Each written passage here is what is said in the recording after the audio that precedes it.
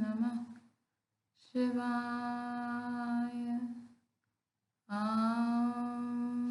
Namah Shivaya.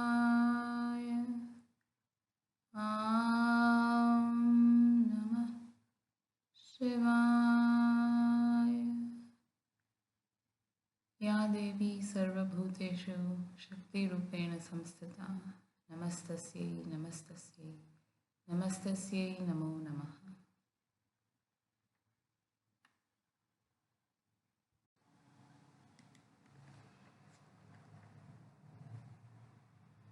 Chapter 12. Years in my Master's Hermitage. You have come. Sri Yukteswar greeted me from a tiger skin on the floor of a balconied sitting room. His voice was cold, his manner unemotional. Yes, dear Master, I am here to follow you. Kneeling, I touched his feet. How can that be? You ignore my wishes. No longer, Guruji, your wish shall be my law. That is better. Now I can assume responsibility for your life. I willingly transfer the burden, Master. My first request then is that you return home to your family. I want you to enter college in Calcutta. Your education should be continued. Very well, sir. I hid my consternation. Would importunate books pursue me down the years? First father, now Sri Yukteswar? Someday you will go to the West. Its people will lend ears more receptive to India's ancient wisdom if the strange Hindu teacher has a university degree. You know best, Guruji. My gloom departed. The reference to the West I found puzzling, remote, but my opportunity to please Master by obedience was vitally immediate. You will be near in Calcutta. Come here whenever you find time. Every day, if possible, Master. Gratefully, I accept your authority in every detail of my life, on one condition. Yes? That you promise to reveal God to me. An hour-long verbal tussle ensued. A master's word cannot be falsified. It is not lightly given. The implications in the pledge open out vast metaphysical vistas. A guru must be on intimate terms with the Creator before he can obligate him to appear. I sensed Sri Yukteswar's divine unity and was determined, as his disciple, to press my advantage. You are of exacting disposition. The master's consent rang out with compassionate finality. Let your wish be my wish. Lifelong shadow lifted from my heart. The vague search hither and yon was over. I had found eternal shelter in a true guru. Come, I will show you the hermitage. Master rose from his tiger mat. I glanced about me. My gaze fell with astonishment on a wall picture garlanded with a spray of jasmine. Lahiri Mahashaya. Yes, my divine guru. Sri Yukteswar's tone was reverently vibrant. Greater he was as man and yogi than any other teacher whose life came within the range of my investigations. Silently I bowed before the familiar picture. Sole homage sped to the peerless master who, blessing my infancy, had guided my steps to this hour. Led by my guru, I strolled over the house and its grounds. Large, ancient, and well-built, the hermitage was surrounded by a massive pillared courtyard. Outer walls were moss-covered. Pigeons fluttered over the flat grey roof, unceremoniously sharing the ashram quarters. A rear garden was pleasant with jackfruit, mango, and plantain trees. Balustraded balconies of upper rooms in the two-storied building faced the courtyard from three sides. A spacious ground floor hall with high high ceiling supported by colonnades was used, Master said, chiefly during the annual festivals of Durga Puja. A narrow stairway led to Sri Yukteswar's sitting room, whose small balcony overlooked the street. The ashram was plainly furnished. Everything was simple, clean, and utilitarian. Several Western-style chairs, benches, and tables were in evidence. Master invited me to stay overnight. A supper of vegetable curry was served by two young disciples who were receiving Hermitage training. Guruji, please tell me something of your life. I was squatting on a straw mat near his tiger skin. The friendly stars were very close, it seemed, beyond the balcony. My family name was Priyanath Karar. I was born here in Serampore, where father was a wealthy businessman. He left me this ancestral mansion, now my hermitage. My formal schooling was little. I found it slow and shallow. In early manhood, I undertook the responsibilities of a householder and have one daughter now married. My middle life was blessed with the guidance of Lahiri Mahashaya. After my wife died, I joined the Swami order and received the new name of Sri Yukteswar Giri. Such are my simple annals. Master smiled at my eager face. Like all biographical sketches, his words had given the outward facts without revealing the inner man. Guruji, I would like to hear some stories of your childhood. I will tell you a few, each one with a moral. Sri Yukteswar's eyes twinkled with his warning. My mother once tried to frighten me with an appalling story of a ghost in a dark chamber. I went there immediately and expressed my disappointment at having missed the ghost. Mother never told me another horror tale. Moral: look fear in the face and it will cease to trouble you. Another early memory is my wish for an ugly dog belonging to a neighbor. I kept my household in turmoil for weeks to get that dog. My ear was deaf to offers of pets with more prepossessing appearance. Moral: attachment is blinding. It lends an imaginary halo of attractiveness to the object of desire. A third story concerns the plasticity of the youthful mind. I heard my mother remark occasionally, "A man who accepts a job under anyone is a slave." That impression became so indelibly fixed that even after my marriage, I refused all positions. I met expenses by investing my family endowment in land. Moral: good and positive suggestions should instruct the sensitive ears of children. Their early ideas long remain sharply etched. Master fell into tranquil silence. Around midnight, he led me to a narrow cot. Sleep was sound and sweet, the first night under my guru's roof. Sri Yukteswar chose the following morning to grant me his Kriya Yoga initiation. The technique I had already received from two disciples of Lahiri Mahashaya, father and my tutor, Swami Kebalananda. But in Master's presence, I felt transforming power. At his touch, a green light broke upon my being, like glory of countless suns blazing together. A flood of ineffable bliss, overwhelming my heart to an innermost core, continued during the following day. It was late that afternoon before I could bring myself to leave the hermitage. You will return in 30 days. As I reached my Calcutta home, the fulfillment of Master's prediction entered with me. None of my relatives made the pointed remarks I had feared about the reappearance of the soaring bird.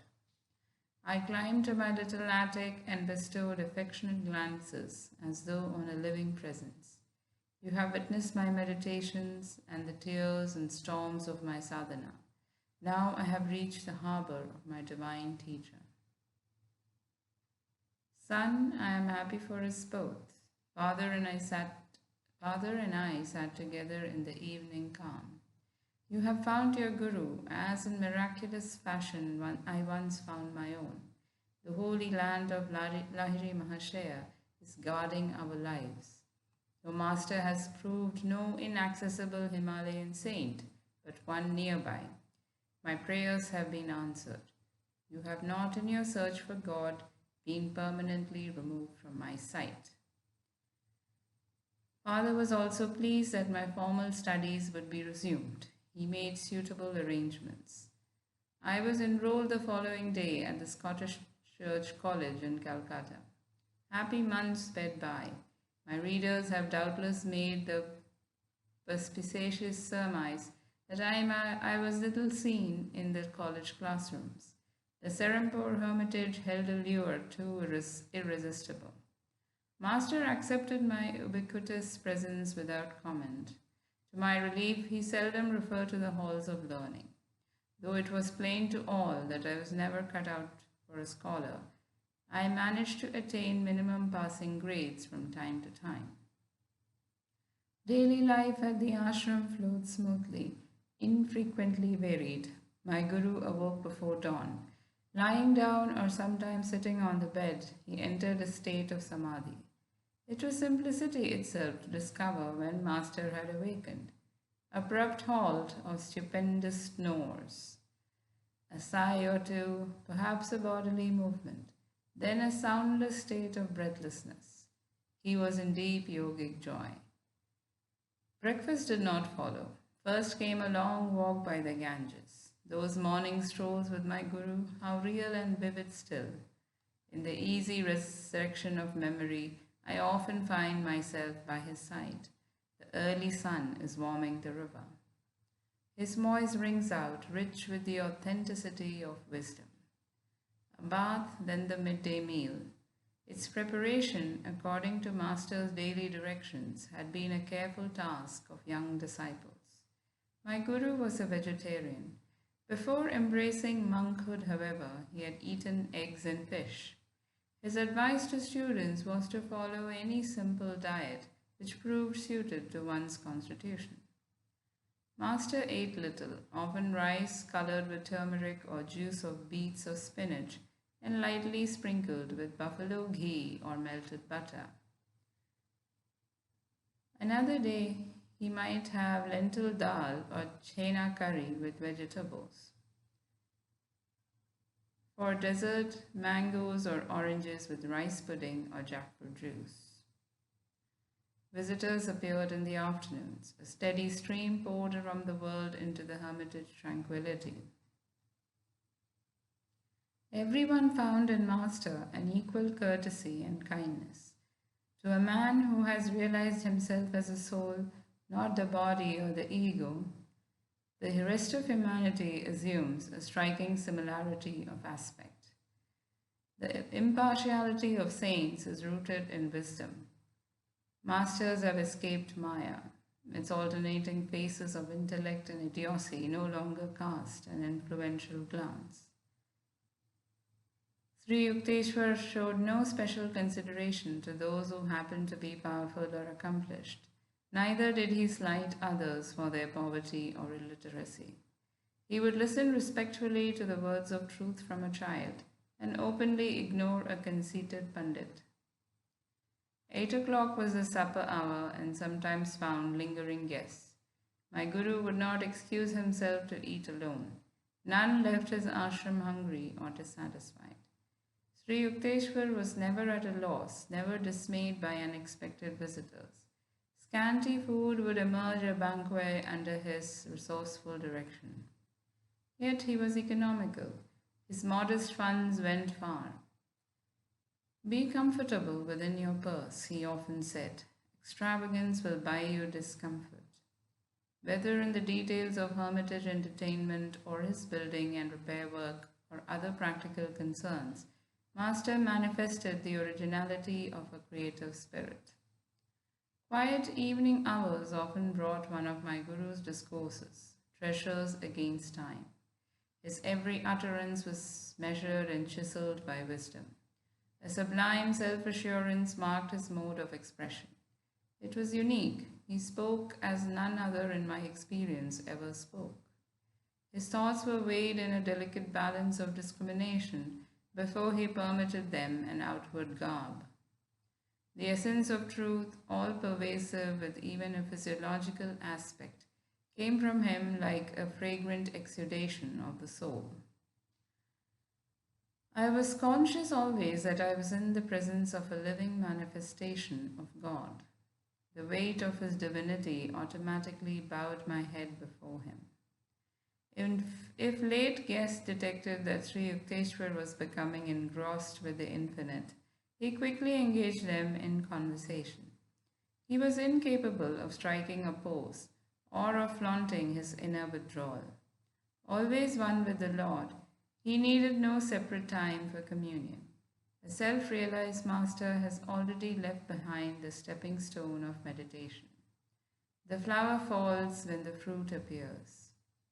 But saints often cling to spiritual forms for the encouragement of disciples. As midnight approached, my guru might fall into a doze with the naturalness of a child. There was no fuss about bedding. He often lay down, even without a pillow, on a narrow davenport, which was the background for his customary tiger skin seat. A night-long philosophical discussion was not rare. Any disciple could summon it by intensity of interest. I felt no tiredness then, no desire for sleep. Master's living words were sufficient. "Oh, it is dawn. Let us walk by the Ganges." So ended many of my periods of nocturnal edification. My early months with Sri Yukteswar culminated in a useful lesson: how to outwit a mosquito. At home, my family always used protective curtains at night. I was dismayed to discover that in the Serampore Hermitage, this prudent custom was honored in the breach. Yet the insects were in full residency. I was bitten from head to foot. My guru took pity on me. "Buy yourself a curtain and also one for me." He laughed and added, "If you buy only one for yourself, all the mosquitoes will concentrate on me." I was more than thankful to comply. Every night that I spent in Serampore, my guru would ask me to arrange the bedtime curtains. The mosquitoes one evening were especially virulent, but Master failed to issue his usual instructions. I listened nervously to the anticipatory hum of the insects. Getting into bed, I threw a propitiatory prayer in their general direction. A half hour later, I coughed pretentiously to attract my guru's attention. I thought I would go mad with the bites, and especially the singing drone as the mosquitoes celebrated bloodthirsty rites. No responsive stir from Master. I approached him cautiously. He was not breathing. This was my first observation of him in the yogic trance. It filled me with fright. His heart must have failed. I placed a mirror under his nose. No breath vapor appeared. To make doubly certain, for minutes I closed his mouth and nostrils with my fingers. His body was cold and motionless. In a daze, I turned toward the door to summon help. "So, a budding experimentalist. My poor nose." Master's voice was shaky with laughter. "Why don't you go to bed? Is the whole world going to change for you? Change yourself. Be rid of the mosquito consciousness." Meekly I returned to my bed. Not one insect ventured near. I realized that my guru had previously agreed to the curtains only to please me. He had no fear of mosquitoes. His yogic power was such that he either could will them not to bite or could escape to an inner invulnerability. He was giving me a demonstration, I thought. That is the yogic state I must strive to attain. A yogi must be able to pass into and continue in this superconsciousness, regardless of multitudinous distractions never absent from this earth. Whether in the buzz of insects or the pervasive glare of daylight, the testimony of the senses must be barred. Sound and sight come then indeed, but to worlds fairer than the banished Eden. The instructive mosquitoes served for another early lesson at the ashram. It was the gentle hour of dusk. My guru was matchlessly interpreting the ancient texts. At his feet, I was in perfect peace. A rude mosquito entered the idyll and competed for my attention. As it dug a poisonous hypodermic needle into my thought, I automatically raised an avenging hand. Reprieve from the impending execution. An opportune memory came to me of one of Patanjali's yoga aphorisms, that on ahimsa or harmlessness. Why didn't you finish the job? Master, do you advocate taking life? No, but the death blow already has been struck in your mind. I don't understand. Patanjali's meaning was the removal of the desire to kill. Sri Yukteswar had found my mental processes an open book. This world is inconveniently arranged for a literal practice of ahimsa. Man may be compelled to exterminate harmful creatures. He is not under similar compulsion to feel anger and animosity. All forms of life have equal right to the air of Maya. The saint who uncovers the secret of creation will be in harmony with its countless bewildering expressions. All men may approach that understanding, who curb the inner passion for destruction. Guruji, should one offer himself a sacrifice rather than kill a wild beast? No. Man's body is precious. It has the highest evolutionary value because of the unique brain and spinal centers. These enable the advanced devotee to fully grasp and express the loftiest aspects of divinity. No lower form is so equipped. It is true that one incurs the debt of a minor sin if he is forced to kill an animal or a living thing. But the Vedas teach that the wanton loss of a human body is a serious transgression against the karmic law. I sighed in relief. Scriptural reinforcement of one's natural instincts is not always forthcoming. It so happened that I never saw Master at close quarters with a leopard or a tiger, but a deadly cobra once confronted him only to be conquered by my guru's love.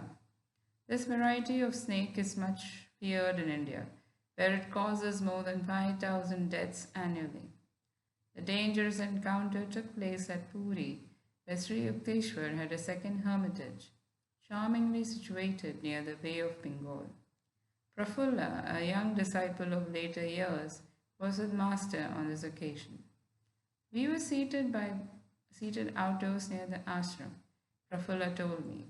A cobra appeared nearby, a 4-foot length of sheer terror.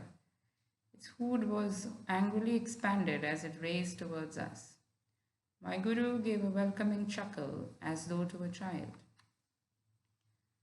I was beside myself with consternation to see Master engage in a rhythmical clapping of hands. He was entertaining the dread visitor. I remained absolutely quiet, inwardly ejaculating what fervent prayers I could muster. The serpent, very close to my guru, was now motionless, seemingly magnetized by his caressing attitude. The frightful hood gradually contracted. The snake slithered between Master's feet and disappeared into the bushes. Why my guru would move his hands and why the cobra would not strike them were inexplicable to me then, Prafulla concluded. I have since come to realize that my divine Master is beyond fear of hurt from any living creature. One afternoon during my early months at the ashram, found Sri Yukteswar's eyes fixed on me piercingly. You are too thin, Mukunda. His remark struck a sensitive point. That my sunken eyes and emaciated appearance were far from my liking was testified to by rows of tonics in my room at Calcutta. Nothing availed. Chronic dyspepsia had pursued me since childhood. My despair reached an occasional zenith when I asked myself if it were worthwhile to carry on this life with a body so unsound.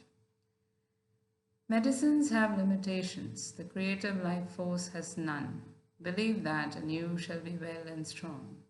Sri Yukteswar's words aroused a conviction of personally applicable truth which no other healer, and I had tried many, had been able to summon within me. Day by day, behold, I waxed. 2 weeks after Master's hidden blessing, I had accumulated the invigorating weight which eluded me in the past. My persistent stomach ailments vanished with a lifelong permanency. On later occasions, I witnessed my Guru's instantaneous divine healings of persons suffering from ominous disease, tuberculosis, diabetes, epilepsy, or paralysis. Not one could have been more grateful for his cure than I was at sudden freedom from my cadaverous aspect. Years ago, I too was anxious to put on weight, Sri Yukteswar told me. During convalescence, after a severe illness, I visited Lahiri Mahashaya in Benares. Sir, I have been very weak and lost many pounds. I see, Yukteswar, you made yourself unwell, and now you think you're thin. This reply was far from the one I had expected. My Guru, however, added encouragingly, let me see. I am sure you ought to feel better tomorrow. Taking his words as a gesture of secret healing towards my receptive mind, I was not surprised the next morning at a welcome accession of my strength. I sought out my master and exclaimed exultingly, Sir, I feel much better today. Indeed, today you invigorate yourself. No, master, I protested. It was you who helped me. This is the first time in weeks that I have had any energy. Oh yes, your malady has been quite serious. Your body is frail yet. Who can say how will it be tomorrow? The thought of possible return of my weakness brought me a shudder of cold fear. The following morning, I could hardly drag myself to Lahiri Mahashaya's home. Sir, I am ailing again. My Guru's glance was quizzical. So, once more you indispose yourself. Gurudev, I realize now that day by day you have been ridiculing me. My patience was exhausted. I don't understand why you disbelieve my truthful reports. Really, it has been your thoughtful thoughts that have made you feel alternately weak and strong.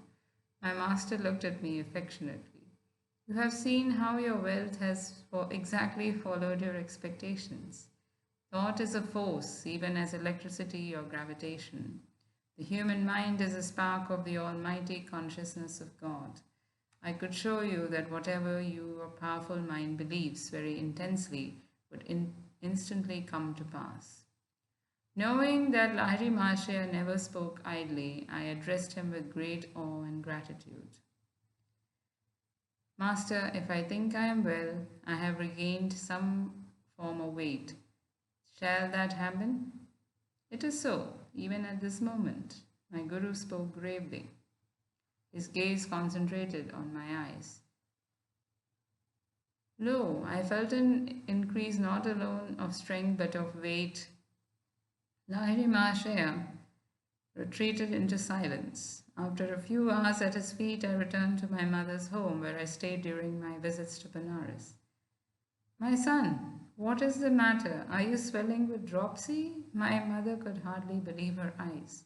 My body was now of the same robust dimensions it had possessed before my illness. I weighed myself and found that in one day I had gained 50 pounds. They remained with me permanently. Friends and acquaintances who had seen my thin figure were aghast with wonderment. A number of them changed their mode of life and became disciples of Lahiri Mahashaya as a result of this miracle.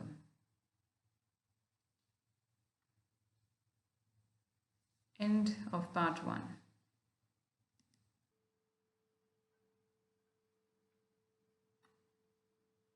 Chapter 12, part 2.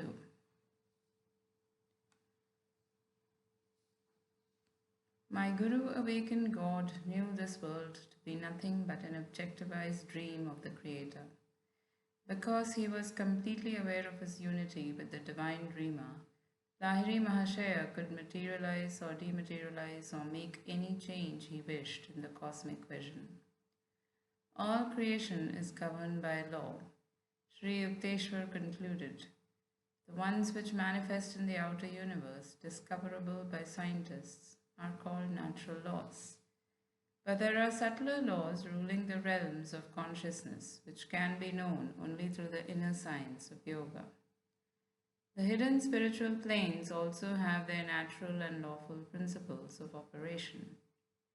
It is not the physical scientist, but the fully self-realized master who comprehends the true nature of matter. Thus Christ was able to restore the servant's ear after it had been severed by one of the disciples. Sri Yukteswar was a peerless interpreter of the scriptures. Many of my happiest memories are centered in his discourses, but his jewel thoughts were not cast into the ashes of heedlessness or stupidity. One restless movement of my body or my slight lapse into absent-mindedness sufficed to put an abrupt period to the Master's exposition. You are not here, Master interrupted himself one afternoon with this disclosure. As usual, he was keeping track of my attention with a devastating immediacy. Guruji, my tone was of protest. I have not stirred. My eyelids have not moved. I can repeat each word you have uttered. Nevertheless, you were not fully with me. Your objection forces me to recover that in your mental background you were creating three institutions. One was a sylvan retreat on a plain, another on a hilltop, a third by the ocean. Those vaguely formulated thoughts had indeed been present, almost subconsciously. I glanced at him apologetically. What can I do with such a master who penetrates my random musings? You have given me that right. The subtle truths that I am expounding cannot be grasped without your complete concentration. Unless necessary, I do not invade the seclusion of others' minds. Man has the natural privilege of roaming secretly among his thoughts. The unbidden Lord does not enter there. Neither do I venture intrusion. You are ever welcome, Master. Your architectural dreams will materialize later. Now is the time for study. Thus, incidentally, my Guru revealed in his simple way the coming of three great events in my life. Since early youth, I had had enigmatic glances of three buildings, each in a different setting. In the exact sequence Sri Yukteswar had indicated, these visions took ultimate form. First came my foundation of a boys' yoga school on a Ranchi plain.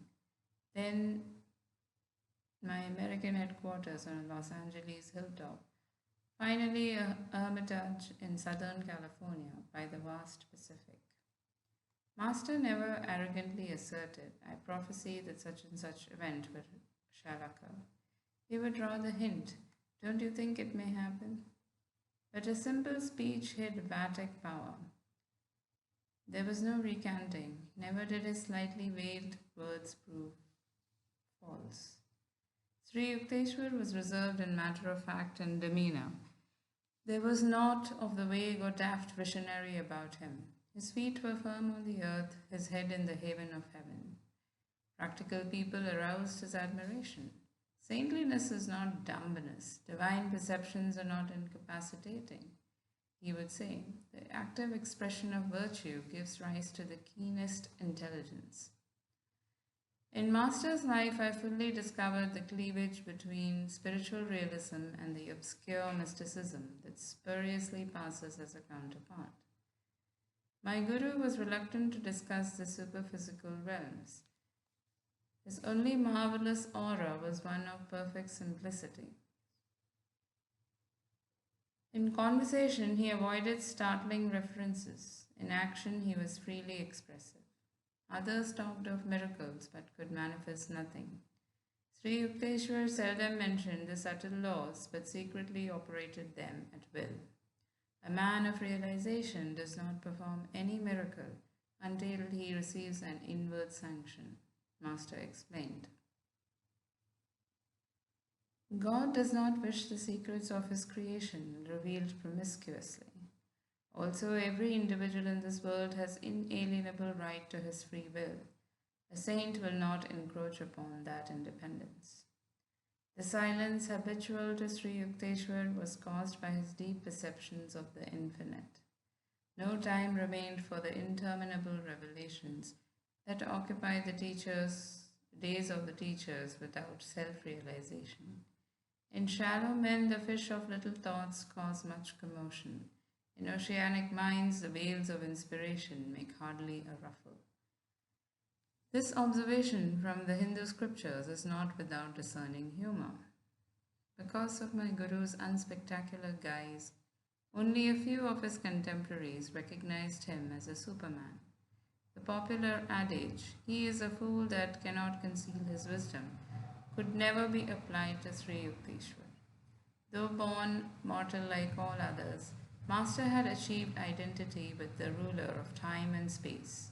In his life, I perceived a godlike unity. He had not found any insuperable obstacle to emergence of human with the divine. No such barrier exists, I came to understand, save in man's spiritual unadventureness. I always thrilled at the touch of Sri Yukteswar's holy feet. Yogis teach that a disciple is spiritually magnetized by reverent contact with a master. A subtle current is generated. The devotee's undesirable habit mechanisms in the brain are often cauterized. The groove of his worldly tendencies beneficially disturbed. Momentarily at least, he may find the secret veils of Maya lifting and glimpse the reality of bliss. My whole body responded with a liberating glow whenever I knelt in the Indian Passion before my Guru. Even when Lahiri Mahashaya was silent, Master told me, or when he conversed on other than strictly religious topics, I discovered that nonetheless he had transmitted to me ineffable knowledge. Sri Yukteswar affected me similarly. If I entered the Hermitage in a worried or indifferent frame of mind, my attitude imperceptibly changed. A healing calm descended at the mere sight of my Guru. Every day with him was a new experience in joy, peace, and wisdom. Never did I find him deluded or intoxicated with greed or emotion or anger or any human attachment. The darkness of Maya is silently approaching. Let us hie homeward within. With these words at dusk, Master constantly reminded his disciples of their need of Kriya Yoga. A student occasionally expressed doubts regarding his own worthiness to engage in yoga practice. Forget the past, Sri Yukteswar would console him. The vanished lives of all men are dark with many shames. Human conduct is never unreliable until anchored. Human conduct is ever unreliable until anchored with the divine. Everything in future will improve if you are making a spiritual effort now. Master always had his young chelas or disciples in his hermitage. Their spiritual and intellectual education was his lifelong interest. Even shortly before he passed on, he accepted for training 2 6-year-old boys and 1 youth of 16.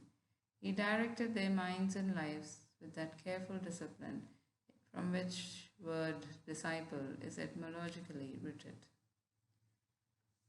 The ashram residents loved and revered their Guru. A slight clap of his hand sufficed to bring them eagerly to his side. When his mood was silent and withdrawn, no one ventured to speak. Even when his laugh rang jovially, children looked upon him as their own. Master seldom accepted or asked others to render him a personal service, nor would he accept help from a student unless the willingness was sincere. My Guru quietly washed his clothes if the disciples overlooked that privileged task.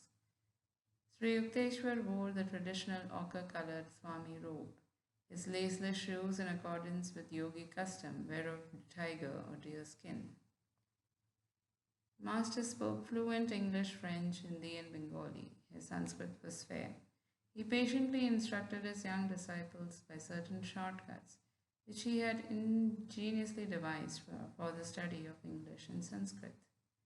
Master was cautious of his body while withholding solicitous attachment. The infinite, he pointed out, properly manifests through physical and mental soundness. He discountenanced any extremes. A disciple once started a long fast. My guru only laughed. Why not throw the dog a bone? Sri Yukteswar's health was excellent. I never saw him unwell. He permitted students to consult doctors if it seemed advisable.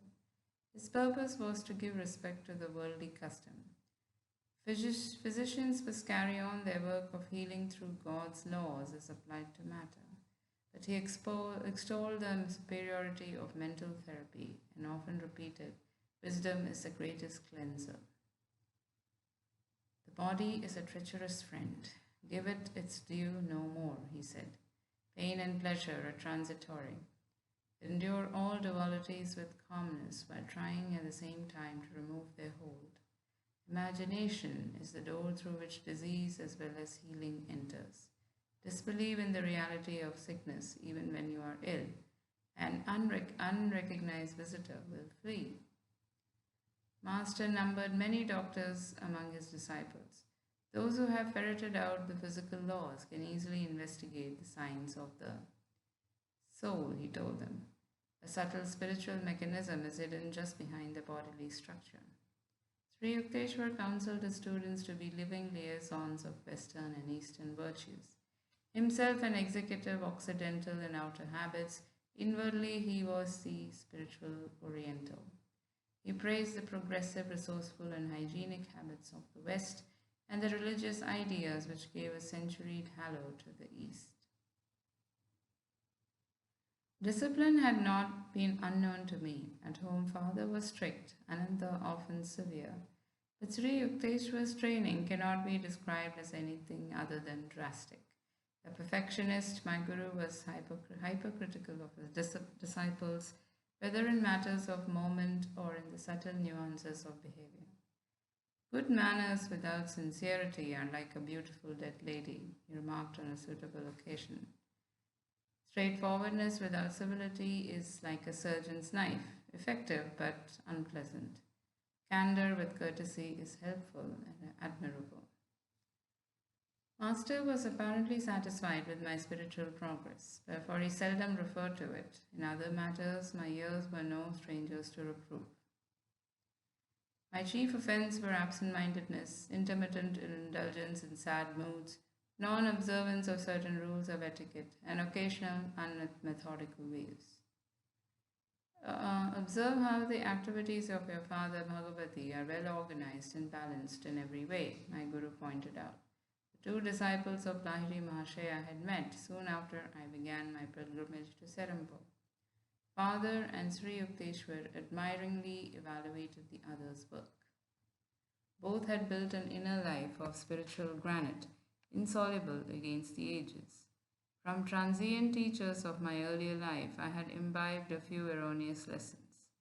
A chela, I was told, need not concern himself strenuously over worldly duties. When I had neglected or carelessly performed my tasks, I was not chastised. Human nature finds such instruction very easy of assimilation. Under Master's unsparing rod, however, I soon recovered from the agreeable delusions of irresponsibility. Those who are too good for this world are adorning some other, Sri Yukteswar remarked. So long as you breathe the free air of earth, you are under obligation to render grateful service.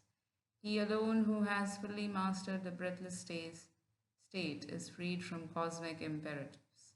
I will not fail to let you know when you have attained the final perfection. My guru could never be bribed, even by love. He showed no leniency to anyone who, like myself, willingly offered to be his disciple. Whether Master and I were surrounded by his students or by strangers or were alone together, he always spoke plainly and upbraided sharply. No trifling lapse into shallowness or inconsistency escaped his rebuke. This flattening treatment This flattening treatment was hard to endure, but my resolve was to allow Sri Yukteswar to iron out each of my psychological kinks. As he labored at this titanic transformation, I shook many times under the weight of his disciplinary hammer. If you don't like my words, you are at liberty to leave at any time. Master assured me, I want nothing from you but your own improvement. Stay only if you feel benefited. For every humbling blow he dealt my vanity, for every tooth in my metaphorical jaw he knocked loose with stunning aim, I am grateful beyond any facility of expression. The hard core of human egotism is hardly to be dislodged except rudely. With its departure, the divine finds at last an unobstructed channel. In vain it seeks to percolate through flinty hearts of selfishness. Sri Yukteswar's wisdom was so penetrating that, heedless of remarks, he often replied to one's unspoken observation. What a person imagines he hears and what the speaker has really implied may be poles apart, he said. Try to feel the thoughts behind the confusion of men's verbiage. But divine insight is painful to worldly ears. Master was not popular with superficial students. The wise, always few in number, deeply revered him. I dare say Sri Yukteswar would have been the most sought after guru in India had his words not been so candid, so censorious. I am hard on those who come for my training, he admitted to me. That is my way. Take it or leave it. I will never compromise. But you will be much kinder to your disciples. That is your way. I try to purify only in the fires of severity, searing beyond the average toleration. The gentle approach of love is also transfiguring. The inflexible and the yielding methods are equally effective if applied with wisdom. You will go to foreign lands where blunt assaults on the ego are not appreciated. A teacher could not spend India's message in the West without an ample fund of accommodative patience and forbearance. I refused to stave the amount of truth I later came to find in Master's words. Though Sri Yukteswar's undissembling speech prevented a large following during his years on earth, nevertheless his living spirit manifests today over the world through sincere students of his Kriya Yoga and other teachings. He has further dominion in men's souls than ever Alexander dreamed of in the soil. Father arrived one day to pay his respects to Sri Yukteswar. My parent expected, very likely, to hear some words in my praise. He was shocked to be given a long account of my imperfections. It was Master's practice to recount simple, negligible shortcomings with an air of portentous gravity. Father rushed to see me. From your Guru's remarks, I thought to find you a complete wreck. My parent was between tears and laughter. The only cause of Sri Yukteswar's displeasure at the time was that I had been trying, against his gentle hint, to convert a man to the spiritual path. With indignant speed, I sought out my Guru. He received me with downcast eyes as though conscious of guilt. It was the only time I ever saw the divine lion meek before me. The unique moment was savoured to the full. Sir, why did you judge me so mercilessly before my astounded father? Was that just? I will not do it again. Master's tone was apologetic. Instantly I was disarmed. How readily the great man admitted his fault. Though he never again upset Father's peace of mind, Master relentlessly continued to dissect me whenever and wherever he chose. New disciples often joined Sri Yukteswar in exhaustive criticism of others. Wise like the Guru, models of flawless discrimination. But he who takes the offensive must not be defenseless. The same carping students fled precipitately as soon as Master publicly unloosed in their direction a few shafts from his analytical quiver. Tender inner weaknesses revolting at mild touches of censure are like diseased parts of the body, recoiling before even delicate handling. This was Sri Yukteswar's amused comment on the flighty ones. There are disciples who seek a guru made in their own image. Such students often complain that they did not understand Sri Yukteswar. Neither do you comprehend God, I retorted on one occasion. When a saint is clear to you, you will be one. Among the trillion mysteries breathing every second the inexplicable air, who may venture to ask that the fathomless nature of a master be instantly grasped? Students came and generally went. Those who craved a path of oily sympathy and comfortable recognitions did not find it at the Hermitage.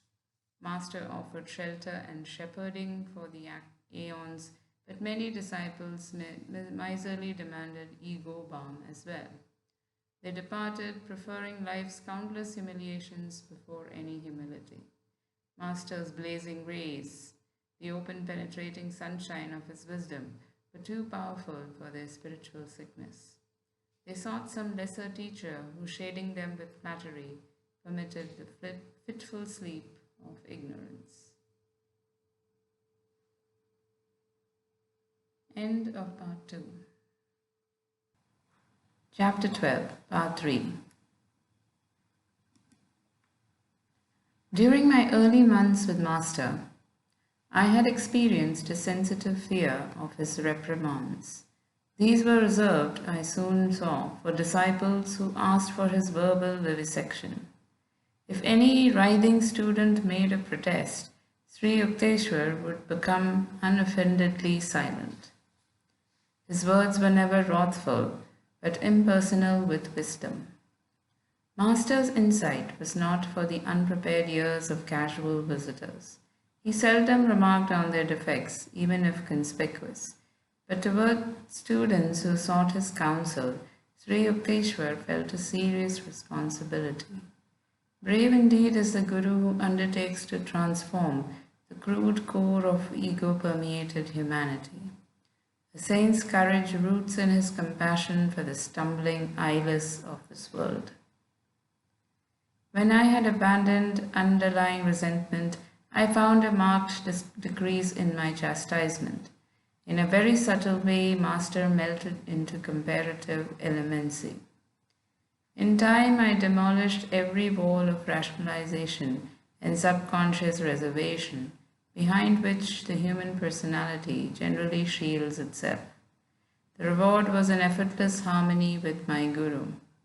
I discovered him then to be trusting, considerate, and silently loving.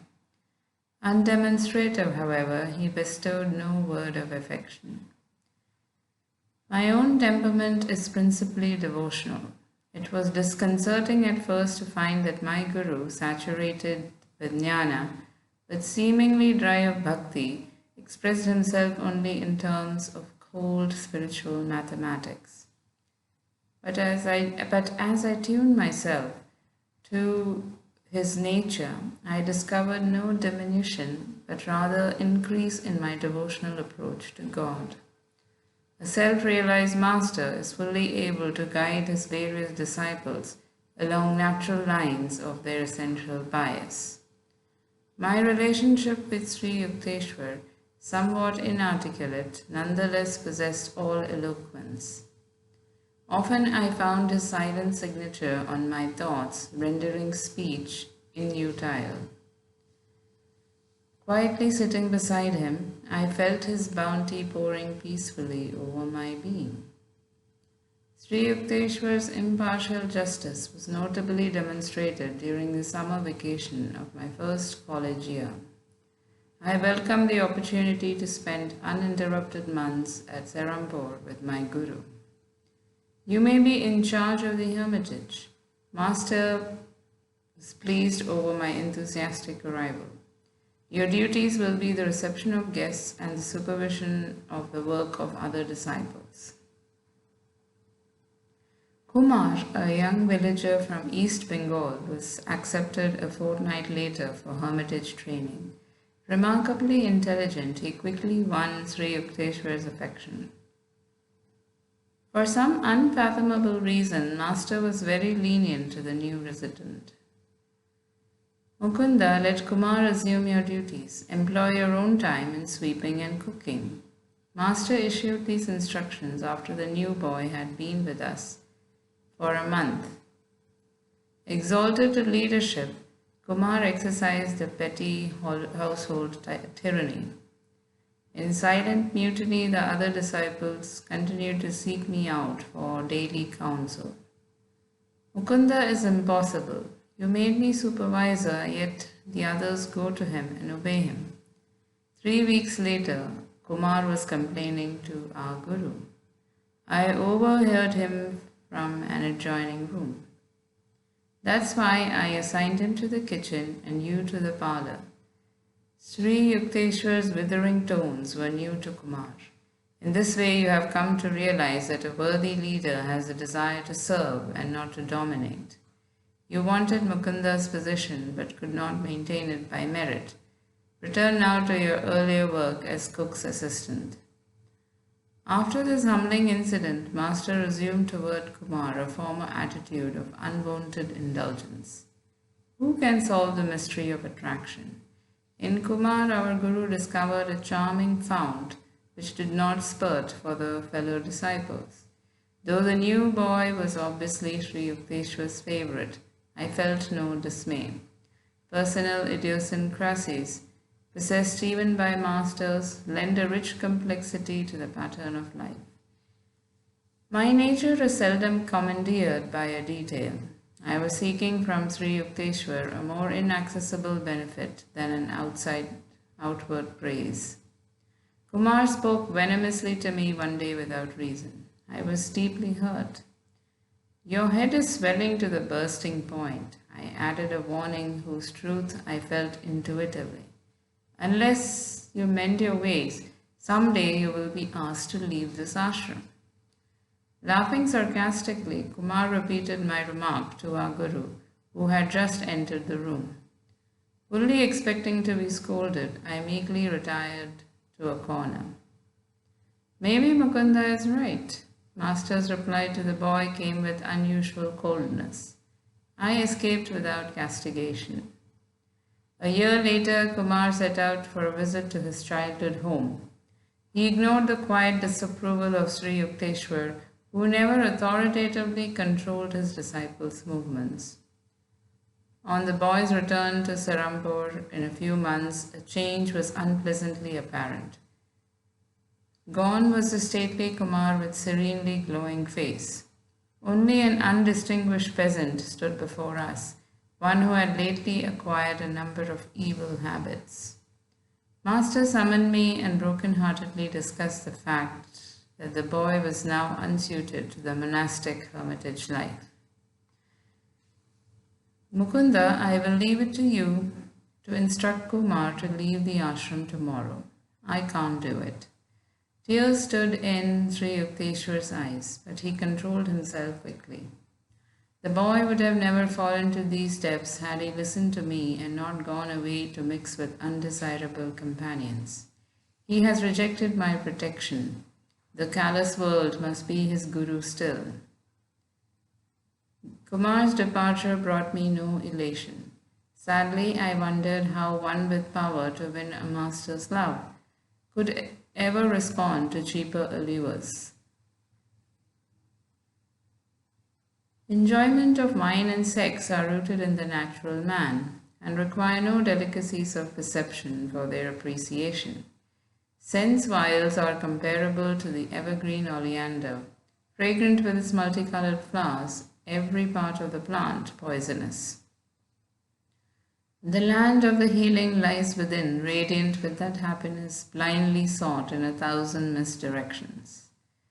Keen intelligence is two-edged, Master once remarked in reference to Kumar's brilliant mind. It may be used constructively or destructively like a knife, either to cut the boil of ignorance or to decapitate oneself. Intelligence is rightly guided only after the mind has acknowledged the inescapability of spiritual law. My Guru mixed freely with men and women disciples, treating all as his children. Perceiving their soul equality, he showed no distinction or partiality. In sleep, you do not know whether you are a man or a woman, he said. Just as a man impersonating a woman does not become one, so the soul impersonating both man and woman has no sex. The soul is pure, changeless image of God. Sri Yukteswar never avoided or blamed women as objects of seduction. Men, he said, were also a temptation to women. I once inquired of my Guru why a great ancient saint had called women the door to hell. A girl must have proved very troublesome to his peace of mind in his early life, my Guru answered caustically. Otherwise, he would have denounced not woman but some imperfection in his own self-control. If a visitor dared to relate a suggestive story in the Hermitage, Master would maintain an unresponsive silence. Do not allow yourself to be thrashed by the provoking whip of a beautiful face, he told the disciples. How can sense slaves enjoy the world? Its subtle flavors escape them while they grovel in primal mud. All nice discriminations are lost to the man of elemental lusts. Students seeking to escape from the dualistic Maya delusion received from Sri Yukteswar patient and understanding counsel. Just as the purpose of eating is to satisfy hunger, not greed, so the sex instinct is designed for the propagation of the species according to natural law, never for the kindling of insatiable longings, he said. Destroy wrong desires now, otherwise they will follow you after the astral body is torn from its physical casing. Even when the flesh is weak, the mind should be constantly resistant. If temptation assails you with cruel force, overcome it by impersonal analysis and indomitable will. Every natural passion can be mastered. Conserve your powers. Be like the capacious ocean, assembling within all the tributary rivers of the senses. Small yearnings are openings in the reservoir of your inner peace, permitting healing waters to be wasted in the desert soil of materialism. The forceful activating impulse of wrong desire is the greatest enemy of the happiness of man. Roam in the world as a lion of self-control. See that the frogs of weakness don't kick you around. The devotee is finally freed from all instinctive compulsions. He transforms his need for human affection into aspiration for God alone, a love solitary because omnipresent. Sri Yukteswar's mother lived in the Rana Mahal district of Benares, where I had first visited my Guru. Gracious and kindly, she was yet a woman of very decided opinions. I stood on her balcony one day and watched mother and son talking together. In his quiet, sensible way, Master was trying to convince her about something. He was apparently unsuccessful, for she shook her head with great vigor. Nay, nay, my son, go away now. Your wise words are not for me. I am not your disciple. Sri Yukteswar backed away without further argument, like a scolded child. I was touched at his great respect for his mother, even in her unreasonable moods. She saw him only as her little boy, not as a sage. There was a charm about the trifling incident. It supplied a sidelight on my Guru's unusual nature, inwardly humble and outwardly unbendable. The monastic regulations do not allow a Swami to retain connection with worldly ties after their formal severance. He cannot perform the ceremonial family rites which are obligatory to the householder. Yet Shankara, the ancient founder of the Swami order, disregarded the injunctions. At the death of his beloved mother, he cremated her body with heavenly fire, which he caused to spurt from his upraised hand. Sri Yukteswar also ignored the restrictions in a fashion less spectacular. When his mother passed on, he arranged the crematory services by the holy Ganges in Benares and fed many Brahmins in conformance with the age-old custom. The Shastric prohibitions were intended to help Swamis overcome narrow identifications. Shankara and Sri Yukteswar had wholly merged their beings in the impersonal spirit. They needed no rescue by rule. Sometimes, too, a master purposely ignores a canon in order to uphold its principle as superior to and independent of form. Thus, Jesus plucked ears of corn on the days of rest. To the inevitable critics, he said, "The Sabbath was made for man, and not man for the Sabbath." Outside the scriptures, seldom was a book honored by Sri Yukteswar's perusal. Yet he was invariably accounted with the latest scientific discoveries and other advancements of knowledge. A brilliant conversationalist, he enjoyed an exchange of views on countless topics with his guests.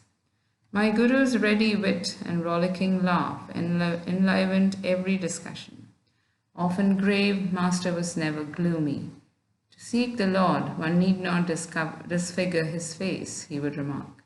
Remember that finding God will mean the funeral of all sorrows. Among the philosophers, professors, lawyers, and scientists who came to the Hermitage, a number arrived for their first visit with the expectation of meeting an orthodox religionist. A supercilious smile or a glance of amused tolerance occasionally betrayed that the newcomers anticipated nothing more than a few pious platitudes. Yet their reluctant departure would bring an expressed conviction that Sri Yukteswar had shown precise insight into their specialized fields. My Guru ordinarily was gentle and affable to guests. His welcome was given with charming cordiality. Yet inveterate egoists sometimes suffered an invigorating shock. They confronted in Master either a frigid indifference or a formidable opposition, ice or iron. A noted chemist once crossed swords with Sri Yukteswar. The visitor would not admit the existence of God, inasmuch as science has devised no means of detecting him. So you inexplicably fail to isolate the supreme power in your test tubes. Master's gaze was stern. I recommend an unheard of experiment. Examine your thoughts unremittingly for 24 hours. Then wonder no longer at God's absence. A celebrated Pandit received a similar jolt. With ostentatious zeal, the scholar shook the ashram rafters with scriptural lore. Resounding passage poured from the Mahabharata, the Upanishads, the Bhashyas of Shankara. "I am waiting to hear you." Sri Yukteswar's tone was inquiring, as though silence had reigned. The Pandit was puzzled. "Questions there have been in superabundance." Master's words convulsed me with mirth as I squatted in my corner at a respectful distance from the visitor. "But what original commentary can you supply from the uniqueness of your particular life? What holy text have you absorbed and made your own? In what ways have these timeless truths renovated your nature? Are you content to be a hollow Victrola, mechanically repeating the words of other men?" "I give up." The scholar's chagrin was comical. "I have no inner realization." For the first time, perhaps, he understood that the discerning placement of the comma does not atone for a spiritual coma. "These bloodless pedants smell unduly of the lamp," my Guru remarked after the departure of the chastened one. "They prefer philosophy to be gentle intellectual setting up exercise. Their elevated thoughts are carefully unrelated either to the crudity of outward action or to any scourging inner discipline." Master stressed on other occasions the futility of mere book learning. "Do not confuse understanding with a larger vocabulary. Sacred writings are beneficial in stimulating desire, for inward realization, if one stanza at a time is slowly assimilated. Continual intellectual study results in vanity and the false satisfaction of an undigested knowledge. Sri Yukteswar related one of his own experiences in scriptural edification. The scene was a forest hermitage in eastern Bengal where he observed the procedure of a renowned teacher, Dabru Ballav. His method, at once simple and difficult, was common in ancient India. Dabru Ballav had gathered his disciples around him in sylvan solitudes. The holy Bhagavad Gita was open before him. Steadfastly, they all looked at one passage for half an hour, then closed their eyes. Another half hour slipped by. The master gave a brief comment. Motionless, they meditated again for an hour. Finally, the Guru spoke. Have you understood? Yes, sir. One in the group ventured this assertion. No, not fully. Seek the spiritual vitality that has given these words the power to rejuvenate India century after century. Another hour disappeared in silence. The master dismissed the students and turned to Sri Yukteswar. Do you know the Bhagavad Gita? No, sir, not really, though my eyes and mind have run through its pages many times. Thousands have replied to me differently. The great sage smiled at master in blessing.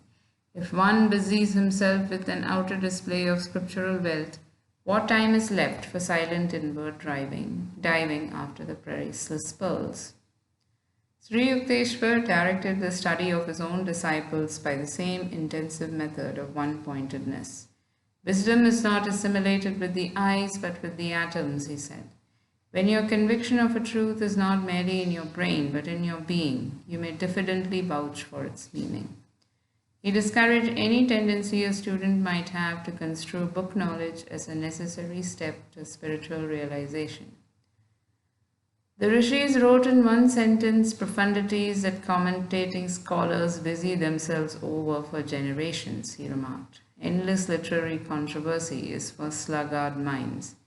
What more liberating thought than God is, nay, just God. But man does not easily return to simplicity. It is seldom God for him, but rather learned pomposities. His ego is pleased that he can grasp such erudition. Men who were pridefully conscious of high worldly position were likely, in Master's presence, to add humility to their other possessions. A local magistrate once arrived for an interview at the seaside hermitage in Puri. The man who held a reputation for ruthlessness had it well within his power to oust us from the ashram. I cautioned my guru about the despotic possibilities, but he seated himself with an uncompromising air and did not rise to greet the visitor. Slightly nervous, I squatted near the door. The man had to content himself with a wooden box. My guru did not request me to fetch a chair. There was no fulfillment of the magistrate's obvious expectation that his importance would be ceremoniously acknowledged. A metaphysical discussion ensued. The guest blundered through misinterpretations of the scriptures. As his accuracy sank, his ire rose. Do you know that I stood first in the MA examination? Reason had forsaken him, but he could still shout. Mr. Magistrate, you forget that this is not your courtroom. Master replied evenly. From your childish remarks, I would have surmised that your college career was unremarkable. A university degree, in any case, is not remotely related to Vedic realization. Saints are not produced in batches every summer like accountants. After a stunned silence, the visitor laughed heartily. This is my first encounter with a heavenly magistrate, he said. Later, he made a formal request, couched in the legal terms which are evidently part and parcel of his being, to be accepted as a probationary disciple. My guru personally attended to the details connected with the management of his property. Unscrupulous persons on various occasions attempted to secure possession of Master's ancestral land. With determination and even by instigating lawsuits, Sri Yukteswar outwitted every opponent.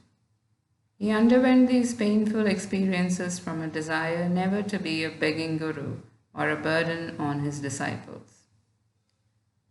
His financial independence was one reason why my alarmingly outspoken master was innocent of the cunnings of diplomacy. Unlike those teachers who have to flatter their supporters, my guru was impervious to the influence, open or subtle, of others' wealth. Never did I hear him ask or even hint for money for any purpose. His hermitage training was given free and freely to all disciples. An insolent court deputy arrived one day at the Serampore ashram to serve Sri Yukteswar with a legal summons. A disciple named Kanai and myself were also present. The officer's attitude toward master was offensive. "It will do you good to leave the shadows of your hermitage and breathe the honest air of a courtroom." The deputy grinned contemptuously. I could not contain myself. "Another word of impudence and you will be on the floor," I advanced threateningly. "You wretch!" Kanai's shout was simultaneous with my own. "Dare you bring your blasphemies into the sacred ashram?" But master stood protectingly in front of his abuser. "Don't get excited over nothing. This man is only doing his rightful duty." The officer, dazed at his varying reception, respectfully offered a word of apology and sped away. Amazing it was to find that a master with such a fiery will could be so calm within. He fitted the Vedic definition of a man of God: softer than the flower where kindness is concerned, stronger than the thunder where principles are at stake. There are always those in the world who, in Browning's words, endure no light, being themselves obscure. An outsider occasionally berated Sri Yukteswar for an imaginary grievance. My imperturbable guru listened politely, analyzing himself to see if any shred of truth lay within the denunciation. These scenes would bring to my mind one of Master's inimitable observations. Some people try to be tall by cutting off the heads of others. The unfailing composure of a saint is impressive beyond any sermon. He that is slow to anger is better than the mighty, and he that ruleth his spirit than he that taketh a city. I often reflected that my majestic master could easily have been an emperor or world-shaking warrior had his mind been centered on fame or worldly achievement. He had chosen instead to storm those inner citadels of wrath and egotism, whose fall is the height of a man. End of chapter. Gurur Brahma, Gurur Vishnu, Guru Devo Maheshwara, Gurur Sakshat Param Brahma, Tasmai Shri Guru